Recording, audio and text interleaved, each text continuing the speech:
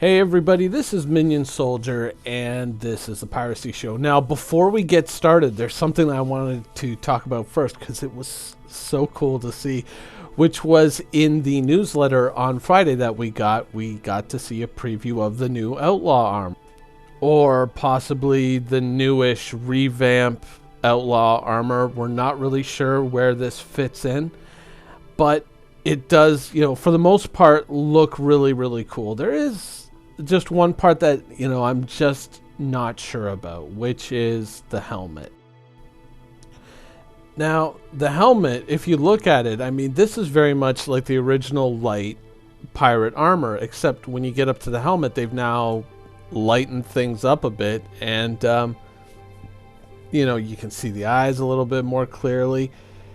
I mean, there's a lot of stuff all over the armor that I like. The added padding, the bandolier across the front, it all looks cool. But when it comes to the helmet, I don't know. It's just, it feels like it's kind of lost its personality, Like if you look at it originally, when you look at the original light armor set here, yeah, the helmet is, it's that darkness that sets off the red in the little reticles over the eyes that kind of gives it its intimidating personality. And so having all that lightness with the light grays, I don't think it works at all. When I originally saw the image, I thought, oh, that's cool, they're doing another Outlaw set of armor. But when I read the fine print on the picture and it said Legacy Outlaw Light Concept V1 as the label for the picture, I went, whoa, wait a minute, you're changing the original Light Outlaw armor, which is possibly one of the most dope sets of armor in the game right now? I mean, this light armor set it's perfect. It's that darkness in the armor that kind of gives it that intimidation factor that makes it look kind of mysterious and criminal in nature. I mean, when you look at it, you're like, okay, this pirate likes some kind of obscure subvariety of death metal, destruction, guns, and freedom. That's what this pirate is all about. Now, this pirate here might be into like death, destruction, and guns, but instead of some obscure sub-variety of death metal, he's into Josh Groban and long walks on the beach and talking about his feelings. And there's a subtle difference there that I need you to see. The original Pirate Light Armor is a classic. It was a home run. Perfect.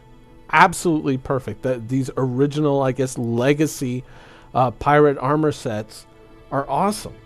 Absolutely awesome. Yeah, there's some problems with the models and clipping and little doodads here and there, but overall, the basic idea behind them, you just can't improve upon it. It was perfect on the first try, and if they're redesigning them, I'd say leave them alone, or at least make the original still an option.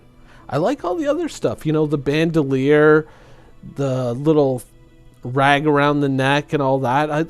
That stuff looks cool. It kind of gives it a little bit more personality, but lightening up the helmet, I don't know about that. Now, with a lot of videos that I've done in the past, a lot of them have kind of focused on the combat potential of ships and those kinds of things, but I briefly touched upon recently in a video where I was talking about smuggling and setting up a shell corporation or setting up a dummy corporation that would launder money for you and move goods for you within the legal side of the universe. But there's another side to that I kind of wanted to explore a little bit more, which was, there might be some people out there who want to create a criminal empire in the Star Citizen universe, but they want to create the invisible criminal empire. They're not so much out there looking for action and destruction as they are looking for making money and running just, this behemoth criminal enterprise, but behind the scenes in the place that people would least expect. They kind of want to be that person who's always one step ahead of the law and in other people's eyes sort of beyond reproach. People that would think, oh, that person's a criminal? No, I would never believe that in a million years. They want to be that guy. And so there is kind of a way possibly to do that. Now, of course, we're all familiar with this ship. This is the Misk Endeavor, and specifically this is the hospital variant. I believe it's called the Hope, which basically contains a large hangar bay underneath, a med lab down around the middle, and then the usual pieces that come with it. You know, the detachable front ship that can land on planets and whatnot, and then the rear section is the main drive section. Standard. Now, the hangar section is one part that I want to talk about because, of course, when this ship came out and it had this hangar bay underneath it, it was just pandelirium, okay? Because people went nuts and they were like, oh my god, finally, the pocket carrier I've been waiting for. Not so much. Now, it is going to be a fairly sizable hangar. I think some people were saying, it should fit up to like a freelancer inside of it, or possibly just a little bit bigger, but it's mainly meant to service Cutlass Reds. So the idea of it being used as a carrier, maybe one or two fighters could get in there and swap in and out, maybe, but I think a purpose-built version of this as a carrier would probably be a better idea as a carrier. But getting back to the subject at hand, it's meant to service Cutlass Red. Now, the Cutlass Red, as many of you know, of course, is the ambulance version of the Cutlass. It is the medical and rescue version of that ship. And it holds a lot of strong potential. There's a lot in this ship that isn't so much apparent when you're thinking of it just as a rescue ship, but when you think of it beyond that, I mean, it's got very powerful sensors for, of course, locating people who are lost in space or perhaps people who have ejected. It's, of course, got the tractor beams, medical facilities, and it still maintains some of its cargo capability. So potentially it might still be able to hold a ground vehicle and maintain its medical facilities in its new updated form that, of course, we have yet to see, and probably not going to be finished for a while. So, okay, so you've detailed some features of the Endeavor that we already knew. You know, big deal. How does this equate a shadowy criminal empire? Well, let's go back. Think about what you get with this ship. 1. You get a benevolent ship that travels the space lanes, helping people out all over the place. Something that's used basically to assist not only just the NPCs in the universe, but also people who play the game.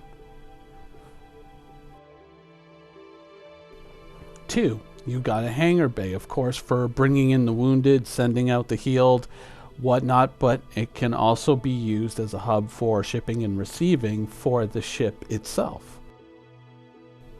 3. You have a small rescue ship, something that the community has already, there are people on the forums who are trying to generate threads and trying to generate a movement within the community to protect these ships, since they're out there helping people all the time. You know, since this ship has come out, people have been trying to start up that kind of movement, but in the end, you have a ship that will largely be used for the benefit of everyone in the game, a ship that's used to help everybody in the game that also has a little bit of cargo capacity.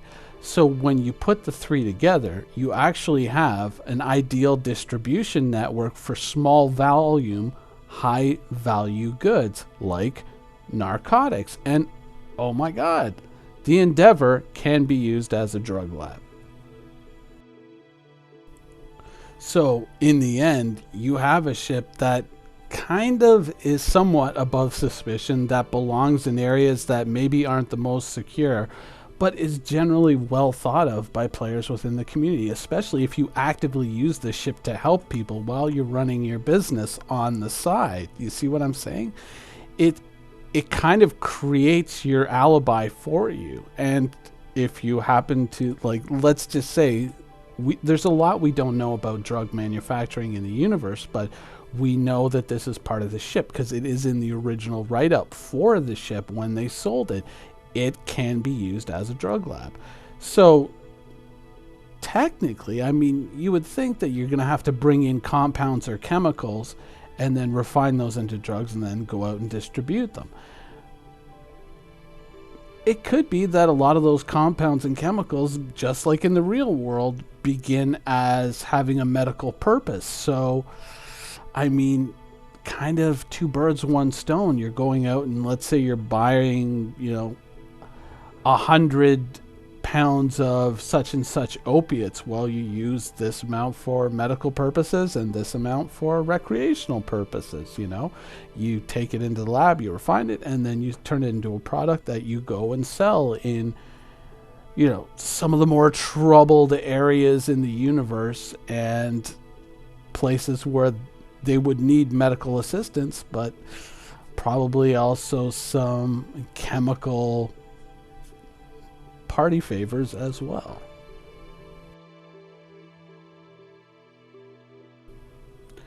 Now, one of the other configurations that you can use this ship for is farming, of course. Now, with the hangar deck installed, of course, you have a distribution method for the goods that you grow on the ship. Now, of course, you don't need this to feed your crew, because if you did, then everyone would probably have something like this in their ship.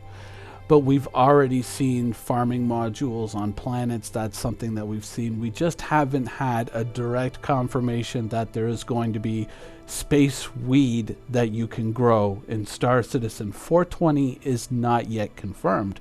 But if that does become a possibility, then once again, this ship becomes an excellent vehicle for that business, because you can grow food legitimately, you can feed the starving, and you can also save one of your farming pods for growing a little space weed that you can then sell on to other people or other entities within the Star Citizen universe.